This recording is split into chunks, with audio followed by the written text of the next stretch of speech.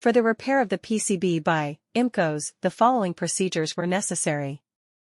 Replacement of various electronic components and general cleanup of the unit. For testing we use 24-volt DC power supply. When we turn the power supply, the unit reacts accordingly and we can see the LED indicator lights up.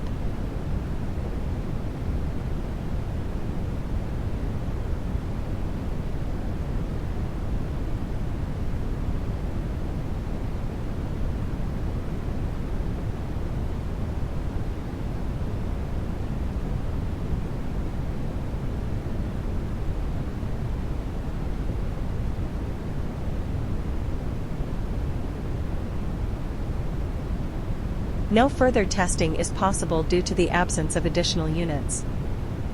It is now clear that the PCB by IMCOS is working successfully and is ready to be delivered to the client.